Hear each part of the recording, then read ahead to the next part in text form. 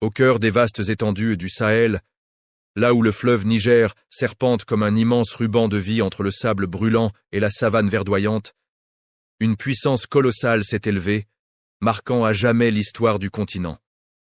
C'était l'empire Songhai, le dernier des grands empires de l'Afrique médiévale, un géant dont la renommée traversait les déserts et les océans. À la tête de ce royaume exceptionnel se tenait un homme dont la vision dépassait l'horizon, un conquérant dont l'ambition était de bâtir une civilisation, un réformateur dont les idées allaient transformer une société entière. Son nom résonne encore aujourd'hui à travers les siècles, porté par les vents du Sahara, Askia Mohammed.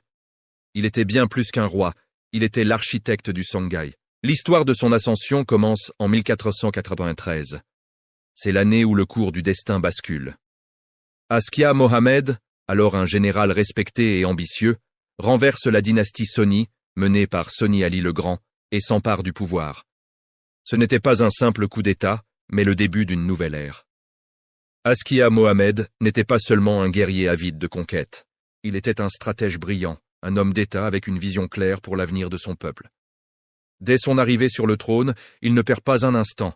Il sait que la force militaire est la colonne vertébrale d'un empire, mais qu'une administration solide en est le cerveau. Sa première grande réforme fut celle de l'armée. Il la professionnalise, la modernise, la transformant en une machine de guerre redoutable, capable de défendre et d'étendre les frontières de son immense territoire. Mais il ne s'arrête pas là. Conscient que la force brute ne suffit pas à gouverner, il met en place une administration centralisée et incroyablement efficace pour l'époque. Il divise le vaste empire en provinces, chacune dirigée par un gouverneur ou fari, directement responsable devant lui. Il crée des postes de ministres chargés des finances, de la justice, de l'agriculture, de l'intérieur. C'est un véritable gouvernement qu'il instaure, avec une hiérarchie claire et des responsabilités définies.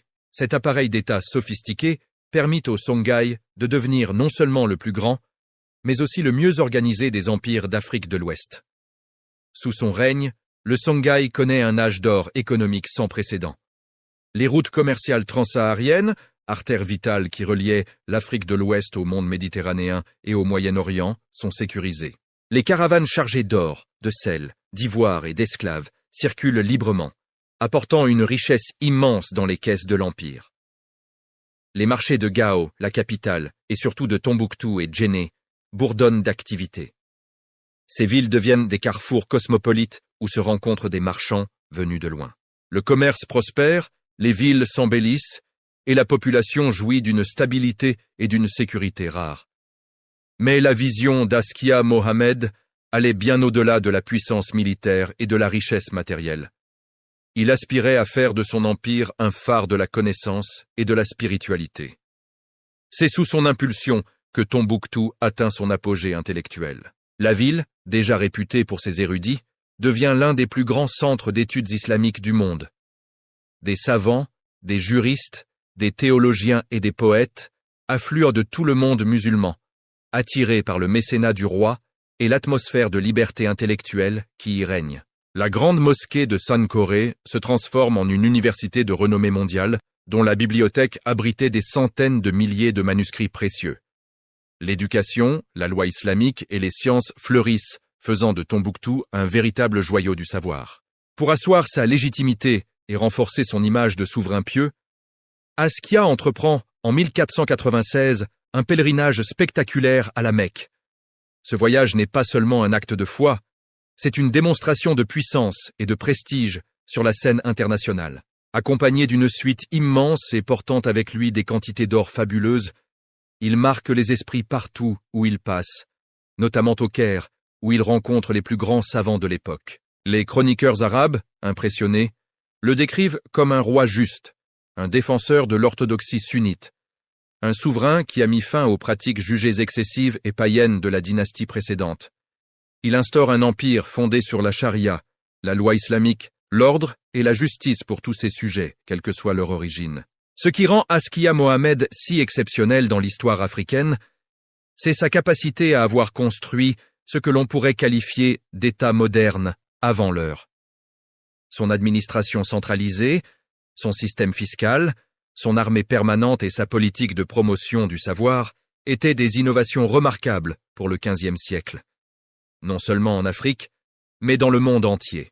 Il a su marier la tradition africaine et la loi islamique pour créer un système de gouvernance stable et durable qui a assuré la cohésion d'un empire multiethnique et multilingue sur un territoire immense.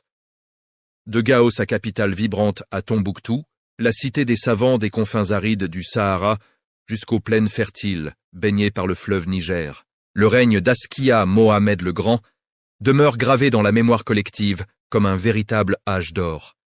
Il fut le conquérant sage, le réformateur éclairé, le bâtisseur infatigable du plus vaste et du plus puissant empire que l'Afrique de l'Ouest ait jamais connu. Son héritage dépasse les frontières de son ancien royaume.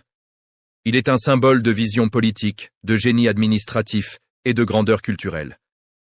Askia Mohamed, un nom qui incarne une puissance, une civilisation, une légende impérissable.